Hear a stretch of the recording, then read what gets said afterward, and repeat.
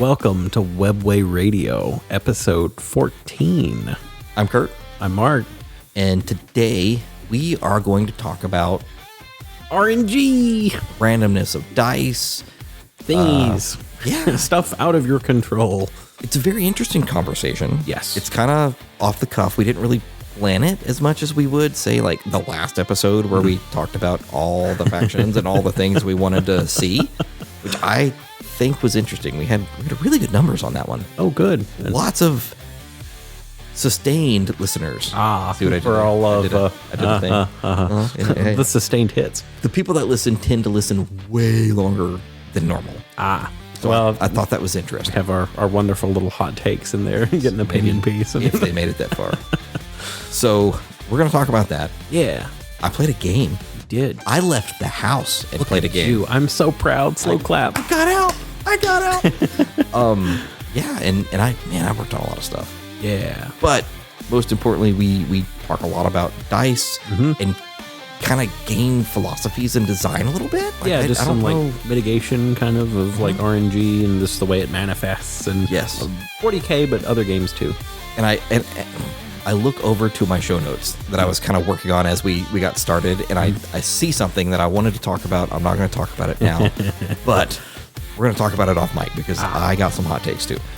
So with that being said, let's take a quick break. We'll jump right into hobby progress and games played, and then we will talk about some RNG. Sounds good. See you soon.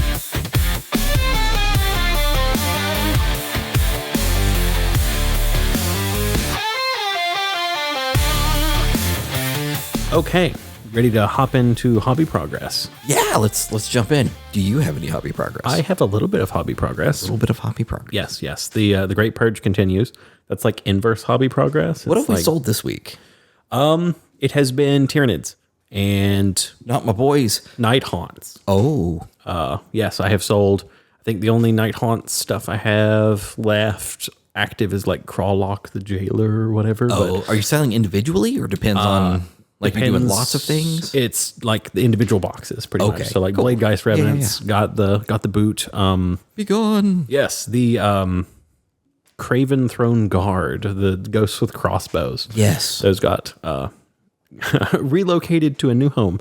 I did manage to sell some of my built primed Tyranids, so like Norn Assimilator, and Von Ryan's Leapers. And Is it bad? My first thought was like, why didn't you tell me? And I have an entire tote of Tyranids that have not been touched in like 2 years. I still have like 200 Termagants that I have to figure out how I'm going to sell. You and me both, buddy. There's a lot. I did build some Deathcore of Krieg. Built.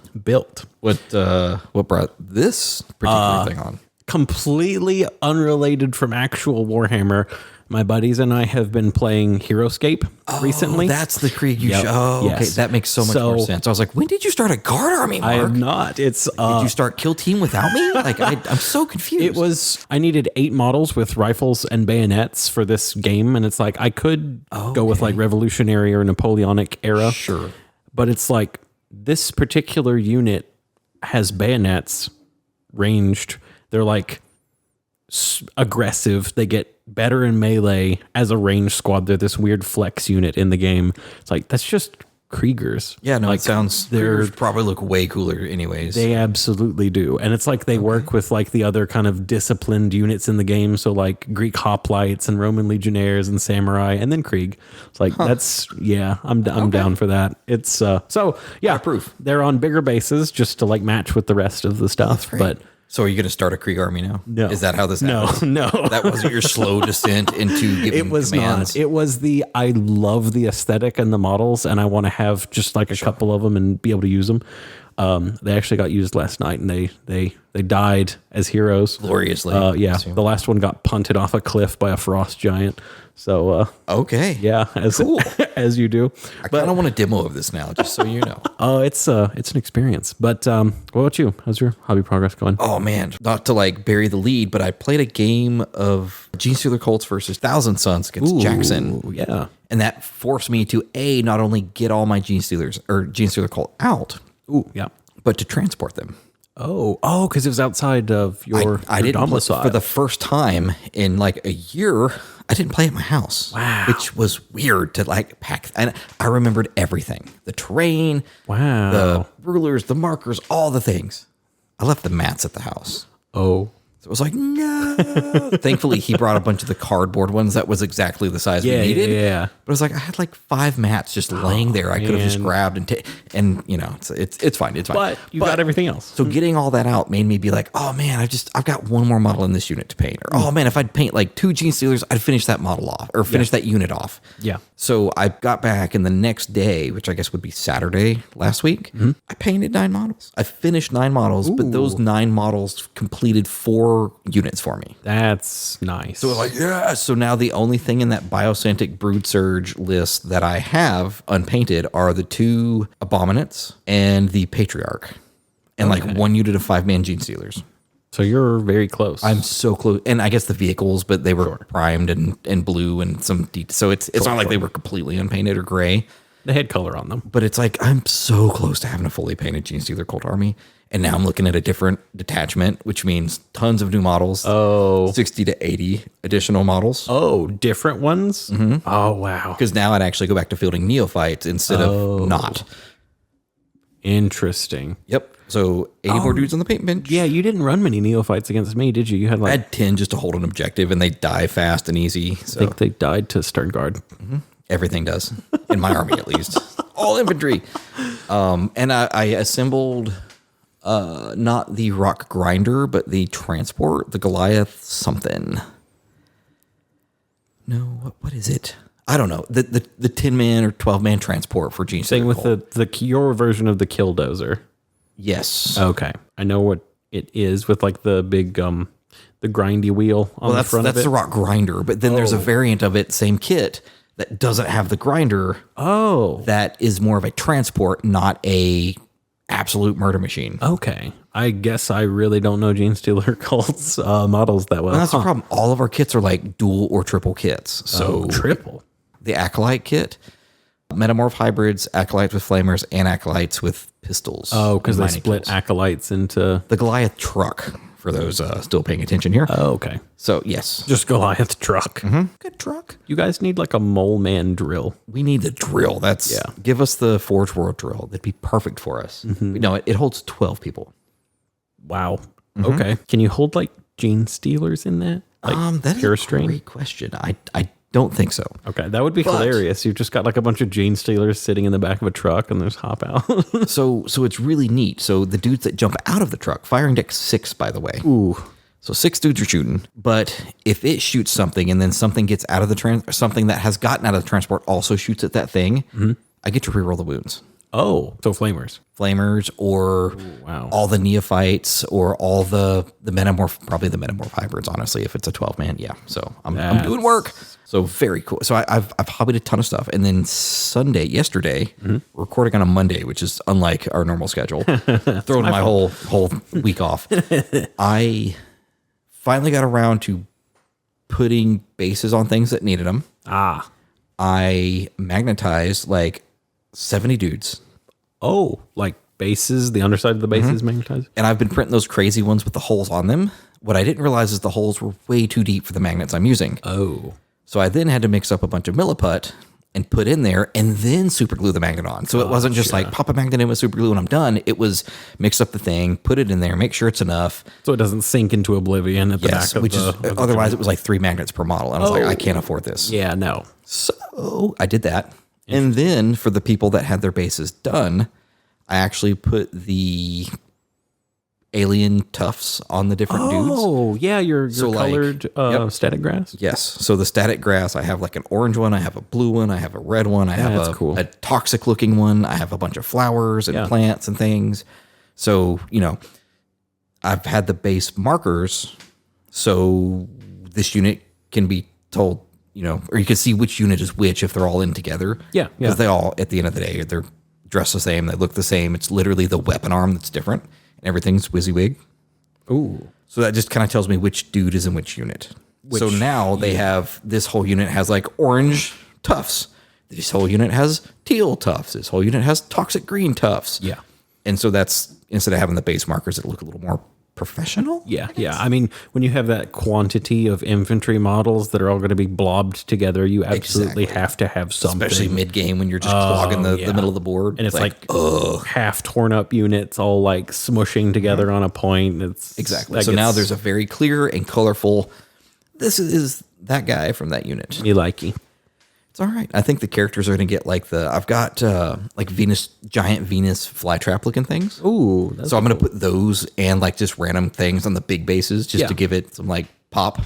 Are the fly traps, are they like 3D printed stuff or are they like just little? It's like something from, what's that company?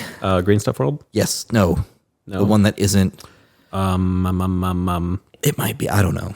I can't think of it. It's one of the big tough companies. I've 3D printed a bunch of random big Titan.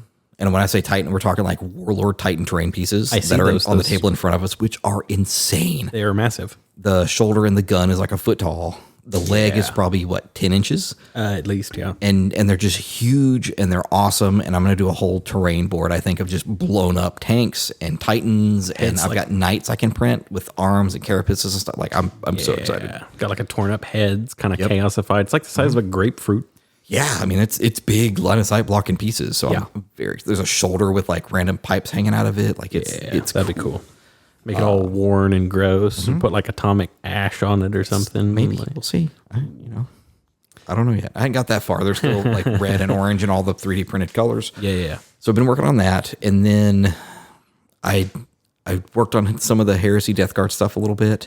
Just kind of bouncing all over, Bouncing around. Painting a giant owlbear for my wife's classroom. So that's he's slowly getting colors. Dapper little fellow in the corner over there. He's, if only she knew. Speaking of owlbears. Oh. I've convinced her to play Baldur's Gate 3. Ooh. Oh, she hasn't played it yet. She hasn't. Well, we were going to do it together, but she wants to play on PC, but she doesn't want to sit in front of a computer. She wants to sit on the couch. Gotcha. It's Steam Deck? No. And she was like, well, how much is a gaming laptop? And she looked up laptops. She's like, it's only $1,200. Like, I'm not spending $1,200 for you to play a $60 game. Right. If we're going to just blow money like that, let's do something else. You can get like a desktop for like 16, like 400 extra gives gold. Or I have this laptop that we're backup recording to. Yes. That can run it. And if you decide you like it, we'll talk about it. Yeah. It's like, if you wanted to play something besides Baldur's Gate 3, we could probably justify a new desktop or a laptop or something. Sure. But I'm not spending $1,300 on a laptop and the game for you to just play the one game. It's a great game. It's not $1,300. Cool. Well, I'm glad we're in agreement. Yes. But I'm probably going to have to buy a second copy because I want to play through it with her and experience I forgot about family share. Heartbreak and the things, man. I want to see if she falls apart like I do at the end. But anyways, so games played. Like I said, I played Jackson. A lot of the crew from Polyhedron has been meeting at a local spot. I won't name it just in case. Dude's been renting it out on Friday afternoons. That's cool. It's become a cool hangout. There were 19 people there when I popped in. Oh, I say I popped in. I was there for like 6 hours. Cool. And I just took the Warhammer stuff and we played a game. We played 3 turns of a game and he had to go pick up his girlfriend, but we were having a blast. We had never played. Oh, really? So that was kind of nice. Yeah. I just kind of hung out. Yeah. Steve and his and Jackson's buddy Zach was kind of hanging out too. They played a very brief 1,000-point game. Very brief because someone got steamrolled? Or there were a lot of tanks on one side. And Zach's kind of newish, so he got wrecked. Yes. I looked over and like top of all the tanks were in the middle. I was like, nobody told this guy. All his guys are under the tank. And they're gone. So, but no, it was fun, man. So that's kind of what I've been up to this last 10 days, 12 days. I don't know how long it's been. It's fine. Yeah. There's been 2 weekends between recordings. Yeah. All right. So anything else? Did you play any games other than your Heroescape? Well, we played 5 rounds of that over the last 2 weekends. All right. The same game or different games? Different. Okay. Different rounds of Heroescape. And then I played in total. Okay. We played Heroescape 3 times last night. And the previous Sunday, we played Heroescape twice and like 3 or 4 other games. I played 8 games 2 Sundays ago. That's a lot. Any game. It was, yeah. I mean, Okay. some of it was like card games and board games Sure, and yeah, stuff. yeah. Is, Okay, still. but it was like 9 a.m. till like 11 at night. So it was like, I was tired after that. I would say so. I'm tired here. That's crazy. Like, I literally didn't do anything but paint yesterday, and I was exhausted. Yeah. Then I couldn't go to sleep.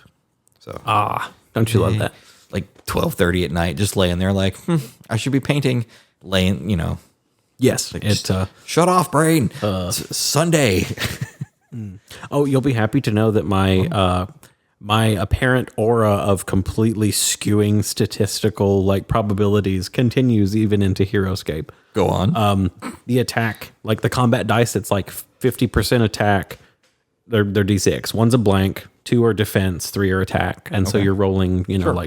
So I'm rolling 7 dice repeatedly at a guy with 1 defense, and on 7 dice, I'm getting 2 skulls. So it's like 2 50/50s out of the 7 repeatedly on something with 1 defense that like regenerates, which is why it only has 1 defense. Sure. And it's like I'm just breaking even with like Every time. Yeah. And it was just it was funny. It was hilarious at a certain point. But it's like I have a juiced up character that's like fully charged and then can't beat the thing that's like just a meat shield. And yes. Yeah.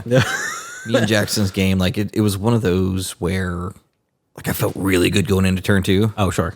And then I failed 3 out of 4 charges. Oh. I was like, I need a 5. I rolled a 3.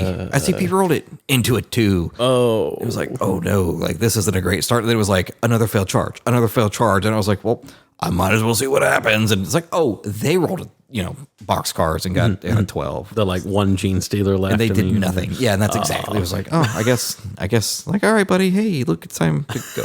So, but it's not your dice, it's you. It's fine. It's fine. All right, so let's take a quick break. Yep. And then we will come back and talk about our main topic. Oddly enough, dice? Yeah. On brand. Or randomness? I don't know. RNG. We'll figure it out. Yeah. All right, cool. Be back. See you in a minute.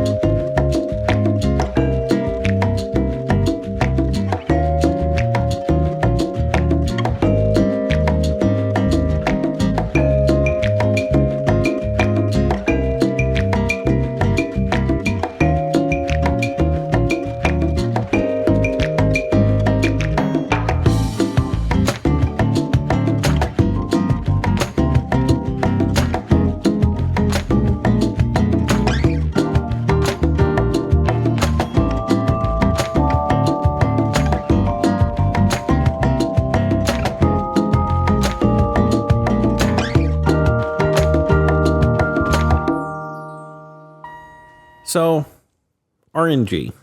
It's in basically all the games, at least you and I have played, like, I think it's in every game, really. I mean, except chess, maybe? Like, yeah, but chess they're doesn't still on have it. patch 1.0. Like, They haven't added they'll the add it dice in rolls. Yeah. with 1.1. Yes. Fine. But yeah, it's kind of like, I mean, even in card games, there's like card games are more finite. Like you have so many Right. things to draw, but it's still kind of the order is random. There's still like an element that's outside of your control, but it's, I mean, obviously dice, but even down to like missions and stuff, like there's a lot of randomness that happens in the games we play for the most part. And so kind of, there's some good and some bad, and kind of we're just going to discuss it as kind of a topic, the places we like to see it and the places we maybe are not as big of a fan of seeing it. So, And we should say this is kind of a free form thing. There's not Yeah. really a plan for this one. yeah, we're maybe? just going So we're to just gonna see what happens. got some thoughts and we'll see Yeah. how they coalesce. And who knows? It might turn into another 20-minute, Marvel diatribe about how bad the movie was. It's fine. It's fine. Fine. I did watch a bad movie though. Maybe at the end. Anyways, RNG. Yes. So, in general, I'm okay with it. I like it Yes. for certain things. Yes. I kind of enjoy the level of chaos it brings. There's something to be said, and I this is purely because I'm bad at chess, but it's like, I just know how to play. I don't know how to play. it's one of those, like, when you lose in chess, it is purely because you're worse at the game. There's no like fog of war kind of like the You see every move. Yes. You know exactly what Yes. they've done or what they can do. yes. And it's at a certain point it's pure skill and like memorization and like being able to read possibilities for it's like board states and like in the future and stuff, and it's something like I have played it very casually, and it's fun casually, and then playing someone who's even like remotely Knows what they're good doing. at it, and it's just like a massacre. Yep. But it's kind of one of those, like, I like the element of chaos because you can still kind of tell a fun story with it. There's always going to be like that one goblin that just like causes a unit of chaos warriors to break and run away or something ridiculous. Like there's going to be memorable stuff. And that's the kind of stuff you do remember, not necessarily like who won or, well, maybe, but what's kind of, it takes a bit of the load to me off the player. And it's kind of, there is a level of the dice will tell the story they're going to tell. And it kind of, to me, and admittedly, you know, still as a less competitive player, it, I guess, makes it just inherently less competitive. There's just like a level of, we're going to try our best with the stuff we have. Sure. But you can maybe take it a little bit less seriously for me. And yeah. You know, and that's interesting that you say that, because I know it's The Art of War. They have a podcast called, they interview like the second place guy at tournaments, not the first place guy. And one of their big things is you can't blame the dice. Yeah. And their whole philosophy was something to the effect of put yourself in a position where how good or bad your rolls were shouldn't matter. Yeah. And play that tactical game without thinking about the dice so much and your percentages. And, you know, something I thought was really neat. I watched a lot of events where I was painting yesterday, and I believe, and I can't think of which one it was, one of the streamers has integrated the Adepta Dice or Adepta Roll or whatever the app is into their stream. Okay. And so he can be like, all right, well, this unit of Scourge is going to shoot that. And he can display the stats. Like on average, it's going to kill 3.2 things, and it will do this many damage, and it has a XYZ percentage chance of just wiping the unit out, and a percentage chance of doing nothing. And it's like, man, that's almost way too much data.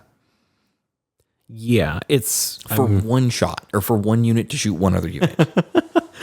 You can kind of like ballpark in your head, and obviously some people know that kind of stuff. I used to. I'll be that. I used to be that guy. I was on Unit Crunch, entering every weapon profile I could possibly have with every possible buff, and like, all right, how many shots to kill a tank? How many attacks to do this? What do I have to do to kill a Terminator? How do I kill a Leman Russ? Yes. It's, I think, useful information to be sure. There's kind of like baselines I try and figure out with that kind of stuff. It's kind of this tank rough kind math. of ballpark, like, but I mean, I do not trust my dice to ever. It's like, I've played with you. I've seen your dice. My dice roll similarly. It's fun. We just like have a slapping contest. Who could be worse? Yeah. But it's kind of just I guess maybe a cautious player because of that. A lot of times it's been very hard for me, especially in Warhammer, has been punishing playing where it's like I want to hold back more, and I've just had to slowly break, because like playing Legion and stuff was like my first war game. You want to stay back and in cover, and then 40k is like throw them into the grinder, and it's like, but my Space Marine. Well, especially with secondaries and the randomness of that. Yes, which that is. Well, I did play with the new mission deck with Jackson. How'd that go?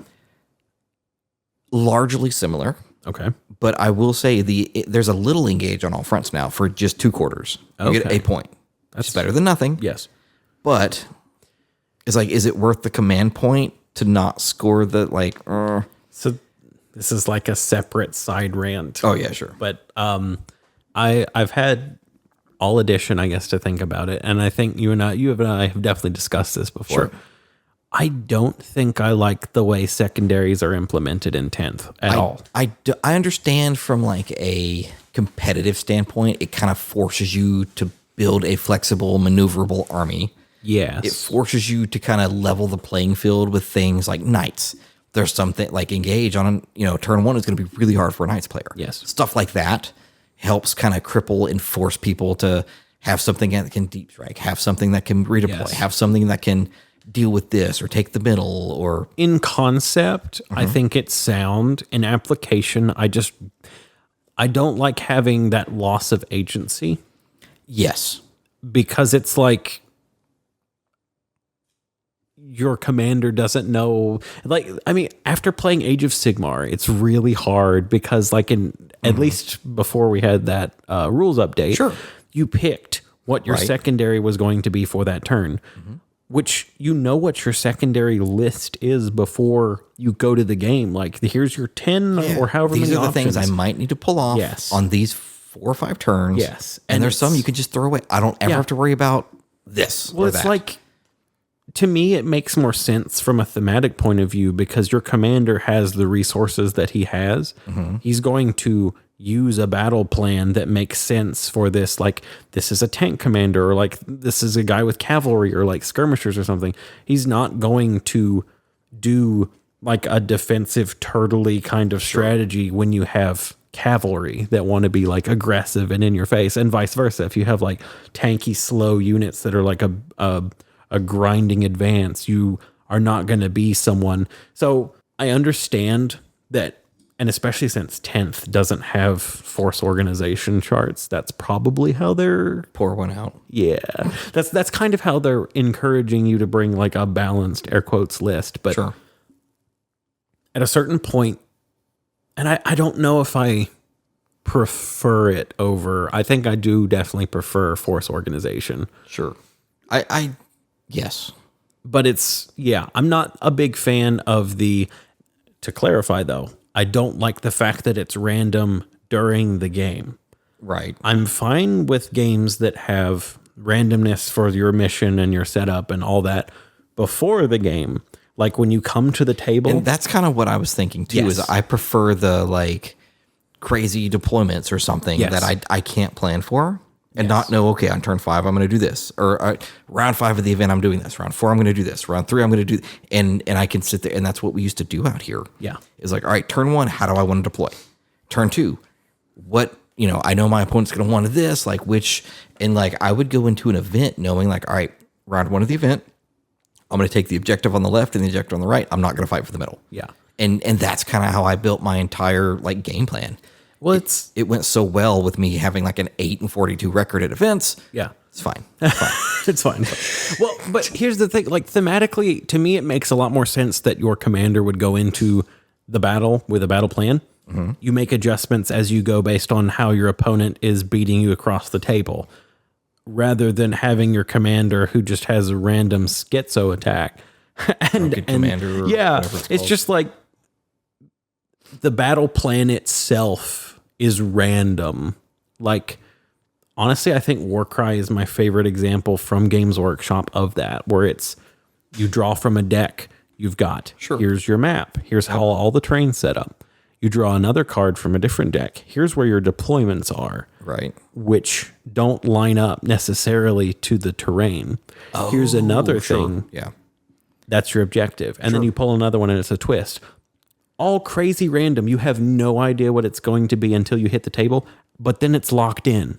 Oh. You have the entire game with that. Figure it out. Yes. So it's kind of rather than a constantly evolving puzzle that is throwing a new thing at you every round, basically, and you're just hoping it lines up. Right. And admittedly, part of this is just I'm not good at that. Yeah. But I kind of enjoy having a bit more information up front.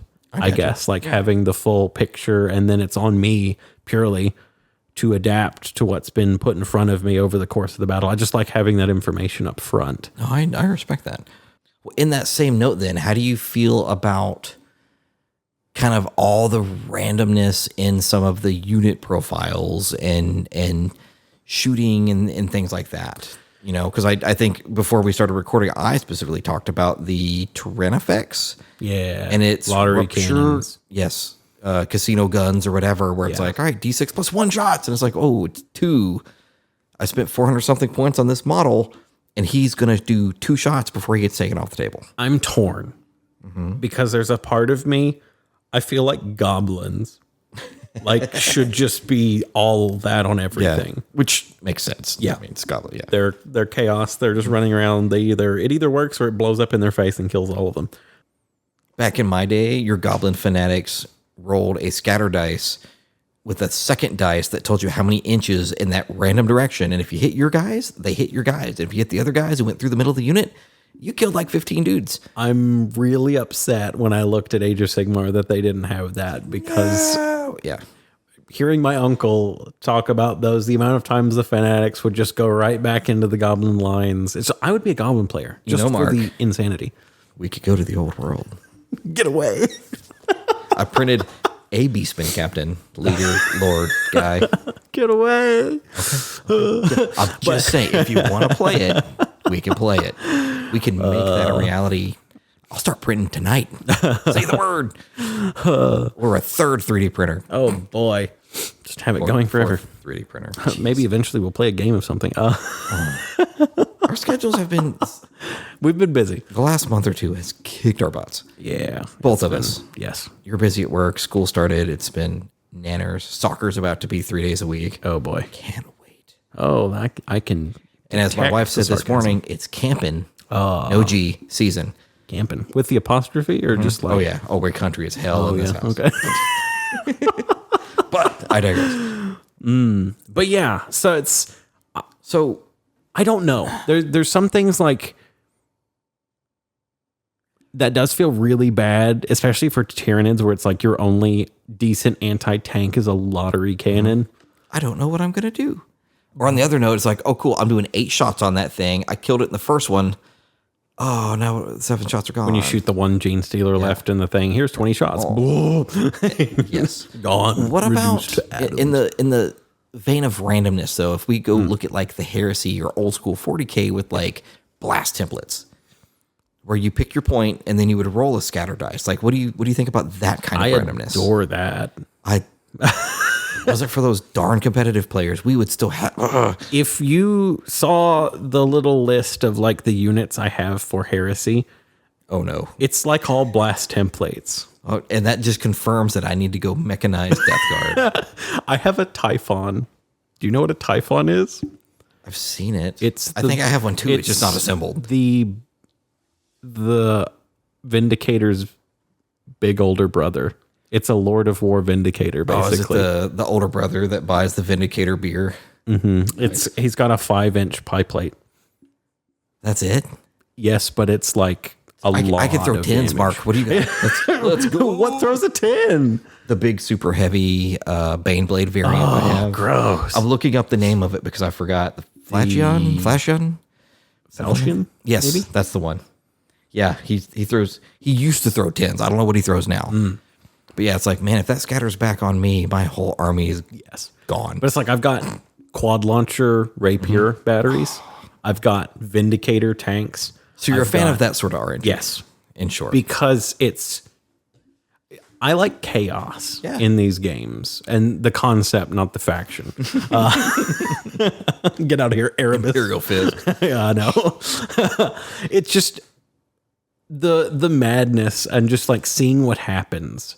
Because like half of the reason, I mean, to me, it's not purely social. A lot of this is social. It's hanging out with people. That's my favorite part of all this. So it's just hanging out. And that's why it was so fun to just go hang out and play half a game with Jackson. Yes. Hang out with friends and play a game. And it's like, I love trying. And it's not like I'm throwing the match or anything, but just like crazy stuff happening is like...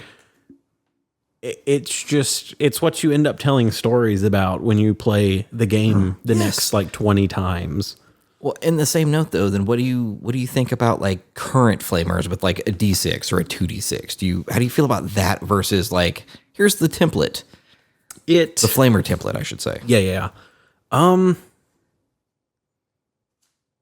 fact that it completely skips the hit step feels like it. Oh, well, that's how it was with the template, though. If you were under it, you just got hit. Oh. Yeah, that's how that works. But it's still compared to the other weapons, you're skipping a whole step. Sure. Yeah, but like a Prometheum Flamer, like I can just be like, yeah. Well, it's like But in essence, it is basically you're losing the dice when you roll to see how many hit. You're losing the dice another gun would lose in the hit step. Sure. You're just getting like guaranteed Overwatch. Yeah.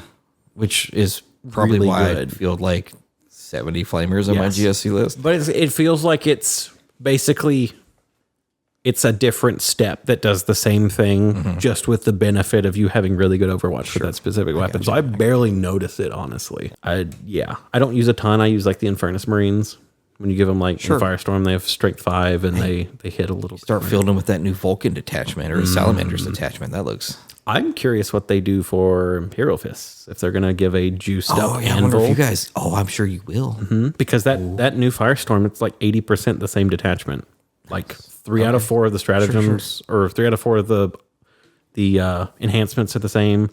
4 out of 6 of the stratagems are the same. Okay, so just a little tweaking. Yes, it's pretty much just it's leaning away from needing transport or encouraging transport, which is hard. I mean, still, Yeah, but it's like the rule, the faction or the detachment rule is still the same thing, so it's largely the same. But yeah, I am curious to see what fists do for that. But yeah, what about you? Kind of like for random weapon shots? things like flamers I don't mind, but there's so many weapons. Even my mining lasers, just D3 each. And it's like, oh yeah, I'm either going to pepper you with 5 or 6, or I'm going to do 2. And then it's like, well, I failed a hit. And then, I failed. And it's like, oh yeah, I guess we're doing nothing. So, and I get it's a dice game. But one thing I do like, the lottery cannons I have, and they weren't that way in 9th, and I like them better now. Specifically Vindicators? Yes. Okay. Because they were D6 last edition. They're Now they've got D6 like a plus +1. 3. Oh, that's fantastic. Yes. And it's like the guaranteed result with also a random component. Yeah. So kind of how do you feel about So that?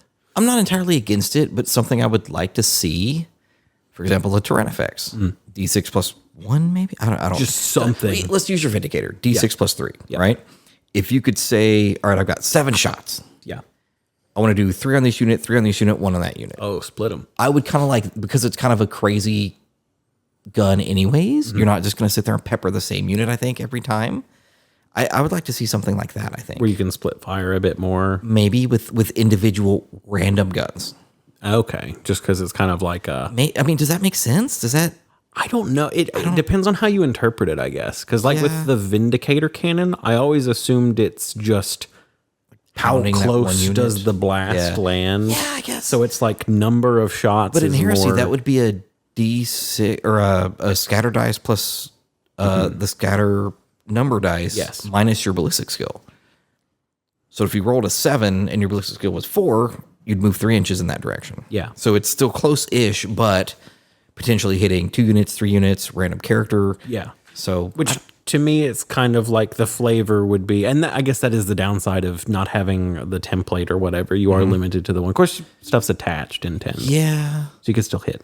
But everything's so close. Nobody worries about that 2 inches apart. Like me and Michael played that game of Heresy to teach him how to play. Oh, yeah. And he shot that pie plate. It was like, oh, you killed 9 Marines. That's why we used to spread apart and stay at coherency, because those blast templates made you spread out. Yeah. There's no just like pile them all in the middle together as close as possible. I'm like, you can't get this. It's like, no. Interesting. Now you have to spread out, or you're going to lose 9 or 10 dudes per shot. Which I don't know if they still do that, but that was part of what was so really, really cool about Phalanx Warders is being base to base gave them extra defense because they're locked in shield wall. Makes sense, yeah. It's like I dig it. you get like rerolls against blast or something.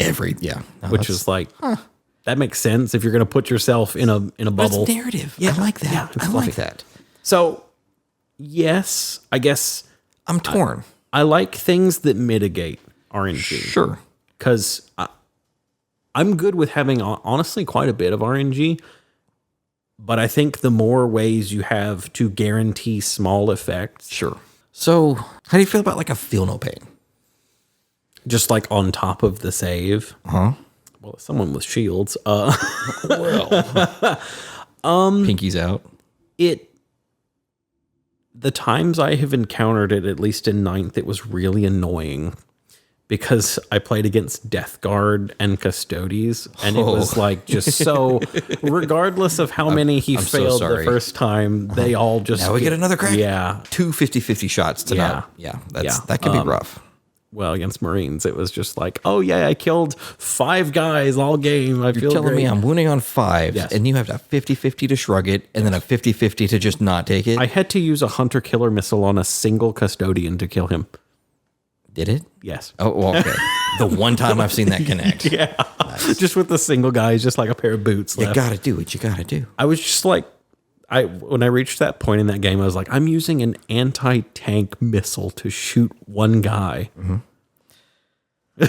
So, in the spirit of talking RNG and dice and all that, we talked a little bit about dice pools and how like Legion or something does that. Yes. How do you feel about different kinds of dice for different accuracy weapons? So like mixing. For those that don't know, Legion has 3 different attack dice. You have a black dice, a red dice, and a white dice. Yes. And I couldn't tell you which one's more accurate or whatever, but some are D6s, some are D8s, and some are... All the attack ones are D8s, and all the defense ones are D6s. Okay. But white is the worst, then black, then red for quality. But different, like Stormtroopers are shooting all whites. Yes. Because they can't hit. Yes. Which, shockingly, in the game I play with my boy, he never missed. I don't know how he did that. It's like, this is not accurate at all. Yeah. I've seen the movies. But then, like, as you got to better... Have like black dice, right? I think they were white. We rolled a lot of white dice. It was basically like we both picked a character, which was like Vader and Luke, and we both just took 2 units of rebels and 2 units of stormtroopers, and that we just moved things around. Just let's see how this works again. Is this a rabbit hole we want to go down? The answer is no, but we'll talk about that later. It's interesting. Like your more, we'll say, precise or accurate characters have the red dice. Yes. And then you're just troops like the stormtroopers or the rebel troopers are mostly throwing whites, and a special weapon might have like a black dice. Yes. Which I think with rebel troopers, it's the generic ones have blacks, and then the Z6 has like 6 white dice or something. I don't, but just as an example, though, what do you think about a system like that? Do you think 40K could transition to something instead of a straight D6? I would love it if they did. Reasonably would riot. Yeah. Do you know how many dice I've bought from the Dice Baron? I will flip this table, sir. Although I would love to see it, I would be so pissed off I couldn't use my GSC dice anymore. It's one of those. What it does is it basically lets you roll, and it's such an elegant system when you think about it. I love it. And MCP is not too far off from it. They just use different symbols. Yes, but it's like it would be like in 40K. Rolling a handful of dice and some portion of them being 3-ups, some portion of them being 2-ups. It's rolling different probabilities all in one thing, but the symbols are unified on those dice. It's just like the white dice only have like 1 hit and 1 crit.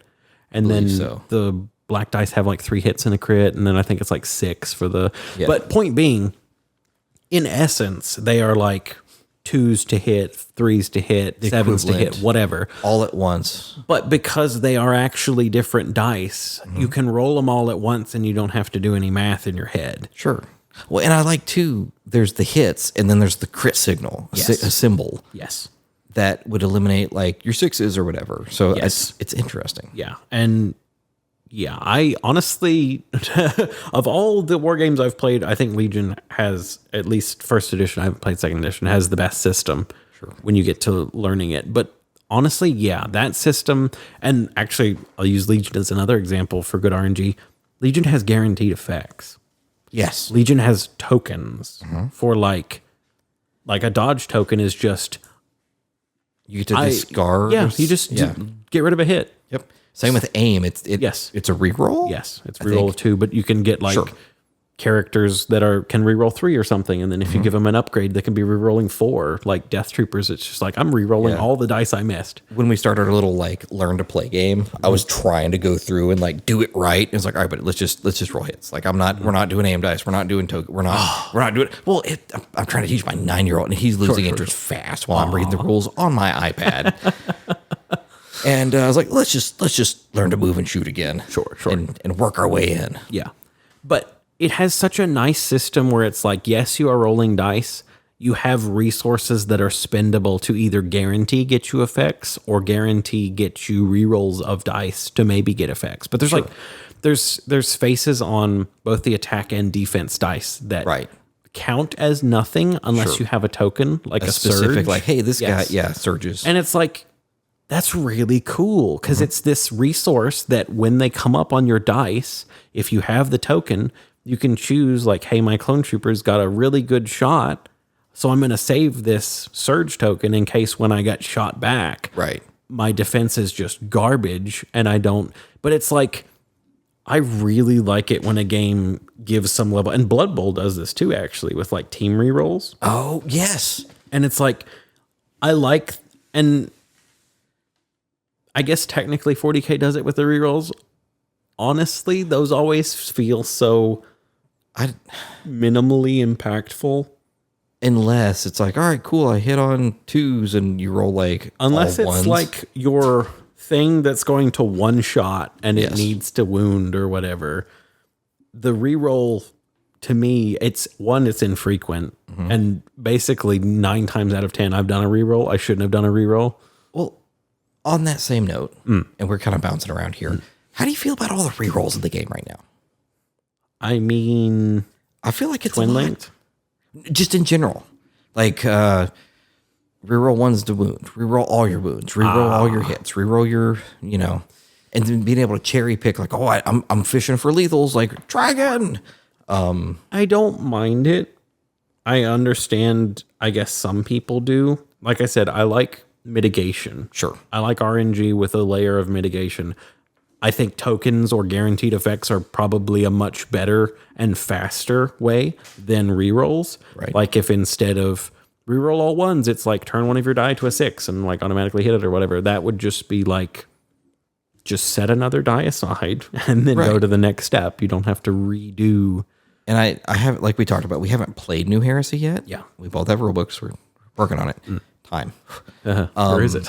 But it's my understanding that they've gotten rid of almost all of the rerolls, Interesting. which people seem to be very excited and happy about. I'll be curious to see. I am too, and they've added a lot of tokens. Yeah. And as we kind of discussed again pre-show, the other games are always kind of a test bed for what works and what doesn't work. Because, old Warhammer Fantasy used to be the test bed for 40K. And so like the Psychic phase in 8th edition Warhammer Fantasy became the Psychic phase in like 7th edition Warhammer 40K.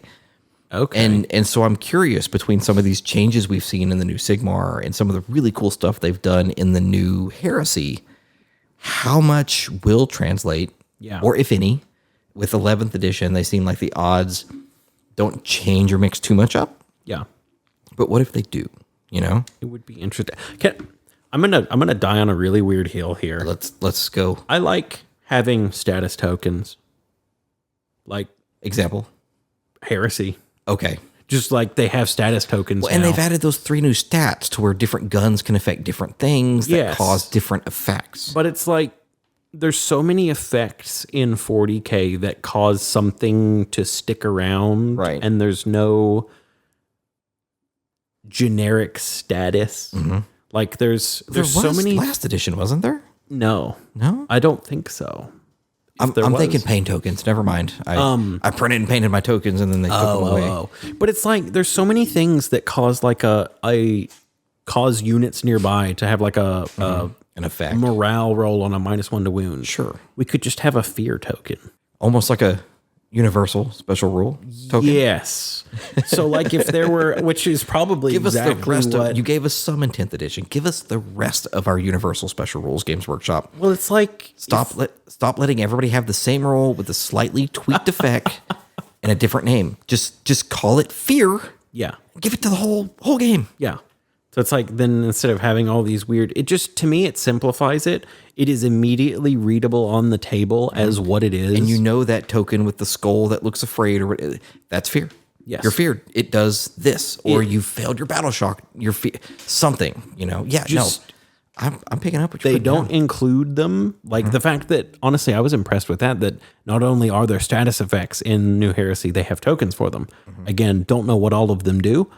Just the fact to me, and I know a lot of people don't like tokens because there's stuff on the table. I like tokens. But we already have dice on the table anyways for health. I'm using dice for health, I'm putting green dice down if you're taking the extra AP from my Ridge Runner shots. It's like I'm scribbling on a little yellow poker chip with a dry erase marker for my buffs and sending them beside the unit. We're doing it already. A giant metal dice for my CP. The Space Marine rule. Your oath. Oh, oath. Yeah. Oath. All right.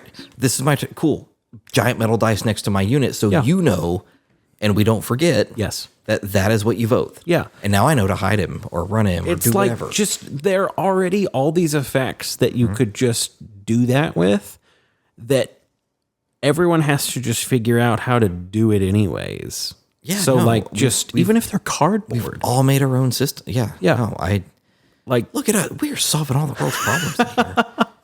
But it's like that also, to me, kind of, again, with like universal weapon keywords, it demystifies the opponent's stuff a little bit. You can immediately see Armorbane, and you know anti-tank. Yes. You can see Fleshbane, heresy rules. Yeah. That's going to be killing infantry. Yes. Instead of an anti-infantry 2-up 4. Yeah. It's Fleshbane 2. Yeah. Cool. Perfect. What's done?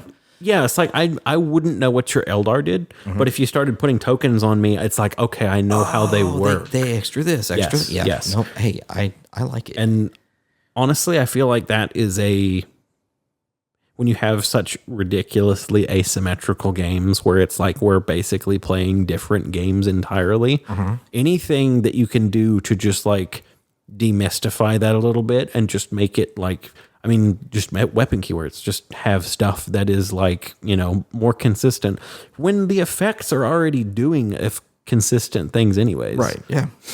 Would you say universal? Yes. Could help it. But yeah. But yeah, I do wish there was some like guaranteed effects where it's kind of like No, I see that now. the deal 1 damage and roll a die for extra or something, but it's like bare minimum you are doing something. Yeah, even if it's really piddly, like just doing something. Because then you can kind of rely on it to do that. And honestly, I've seen that a decent amount in card games. Some of the like I haven't played a card game in I haven't played ages. like collectible card games, but me and my buddy have played some where it's like, here's your 50 card deck. It's like some fighting card games or whatever, but it's like guaranteed effects and then extra. But you gave me just the craziest thought. You never played World of Warcraft? no. There used to be a card game. It's really cool. CCG, just like everything else, trade and all the things, or TCG, whatever.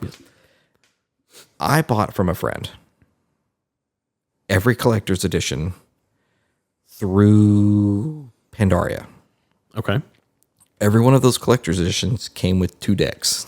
Oh, So I've got like 15 or 16 different decks for this game that's been dead for a decade. Wow. Or more, because they killed it off. And used to, you could go buy some of the cards that would be in the packs were loot for in-game things. okay. So like the Swift Zulian Tiger could only be obtained through the card game. Interesting. So if you played the card game and you bought a couple of boxes of packs, like the 36 count, case or whatever, and it's like, all right, cool, I'm playing this game anyways, but if I get this tiger, I can either claim it, I can sell it for like $600 on eBay. Oh. And so one night, we went to Walmart and bought a lot of boxes. My buddy got his tiger. Oh, well, good for him. But I don't know. I was like, man, it'd be kind of neat to play a dead game. Sorry, that was completely random. But if you ever decided to see, all those, and I want to build a shelf and just, because it's one of the, like, it was such a huge part of me growing up. Gotcha. 10th grade until basically I met my wife. It's probably fun. That was my jam. So I want to put those up on the wall at some point, just as like hey, that was a huge part of my like 10 or 12 year span there. Yeah, I'm sure the card art's cool too and stuff. And the other thing I liked about and this is why I bought them from him. Each one of those collector editions comes with like a 2 or 3 inch thick art book of that edition or of that expansion. Yeah, that's cool. So like the Wrath of the Lich King, it's all like undead and snow stuff, and it's just to flip through it is so freaking cool. That is cool. And I'd love to go back and get all of them, but and even to get the old collect, like I just want the art books. Yeah. But it's like I'm not paying $100 a pop. Just for the art book. Bingo. Understandably so. Yeah, but they're so cool. Yeah. Anyways, so any more thoughts on RNG? This is one of those things we could probably talk about specific instances all night. It's just like I'm okay with it. It's a necessary, I won't even say evil. I wish we could clean it up a little bit. Yes. I don't have an exact, like, this is the problem. The other end of that is, and you had one session of it, which was very skewed, so I don't think it's the best example, but Battletech is basically... Oh, man. You mean not two headshots in one game to win? Yeah, which definitely didn't happen the exact previous game. 2 headshots from one person ended the game in a 6-player game, might I add. Look, but beginner's luck. Battletech is basically like RNG mitigation through raw, like statistical volume. I feel like that was a little too much RNG. Like, I like the crunch. I'll say that to start. I'll preface with that. I loved the crunch. But damn, that was a lot of tables. It's less than No, it's not. It's not less than heresy. No. They're simpler than heresy. And yes, it's all on one page, but... Yes. Like to roll a dice to see if I roll a dice to see if that dice does anything, and then I roll a dice to see where it hurts you. You have to have a specific love of Excel to like that game, but it is one of those. The bell curve fixes the RNG. Sure. And of course, that was just 2 random things. Yeah. I'm curious to see. Well, just like making anything a 2d6 system instantly, because then like suddenly. Unlike D6, where like +1 or -1 doesn't do anything crazy, it's +1 or -1. When you do that bell curve, going from a 6 up to a 7 up is a big deal because 7 is the most common number. So you've just flipped that percentage majorly, which like in Battletech, getting hit from the side, it changes where your most likely hit area is to something else. So like I said, it's a neat crunchy system. I like it. It's just one of those like... You have to like this. I almost don't play it to win.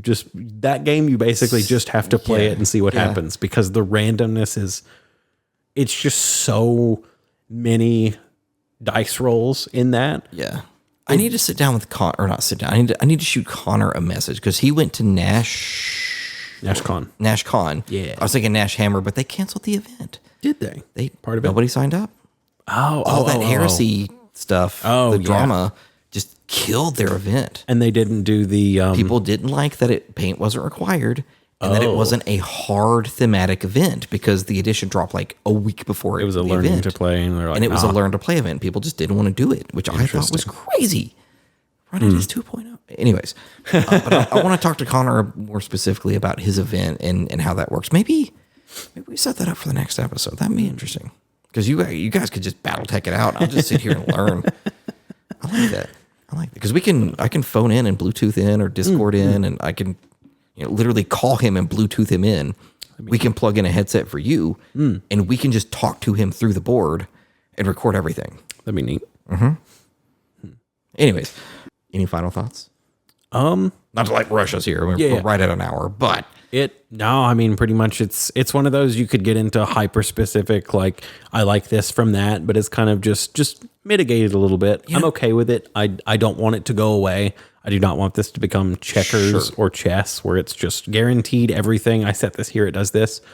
I like the chaos. In this edition, they're going to add a blue army of chess things to go against red and white and black.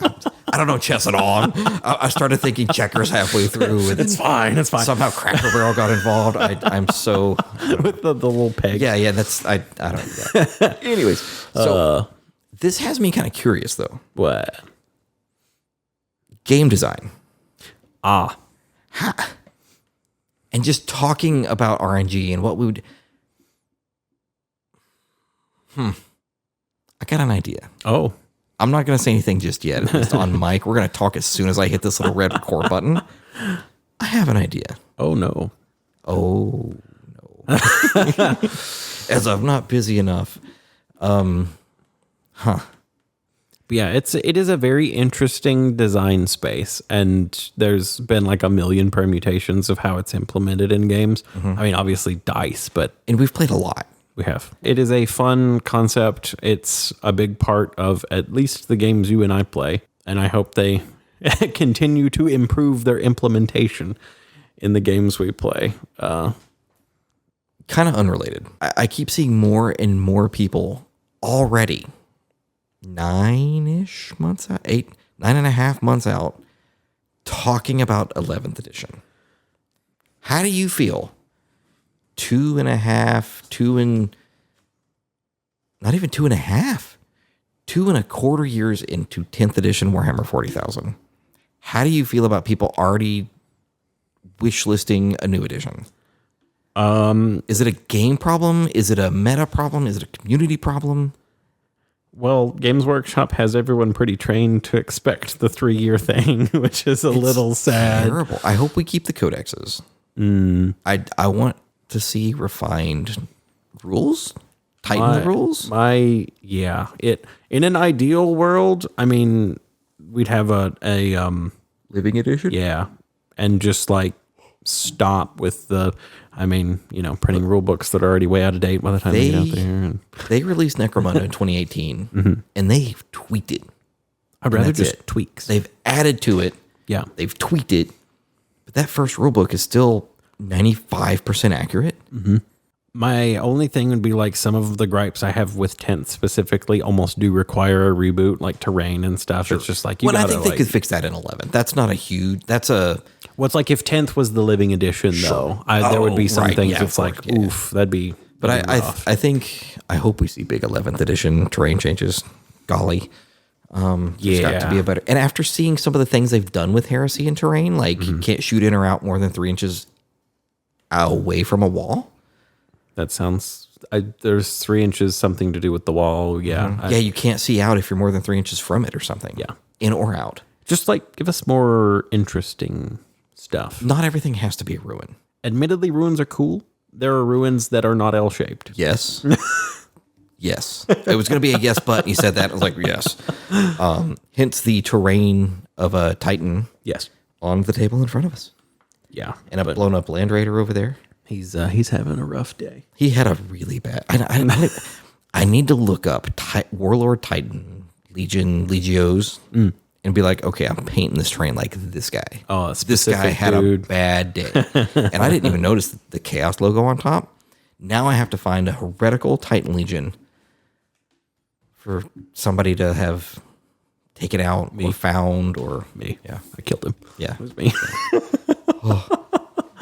It was funny in Discord the other day when Austin was talking about his Dreadnought getting exploded immediately. And I was like, we found it like that. Like I don't know.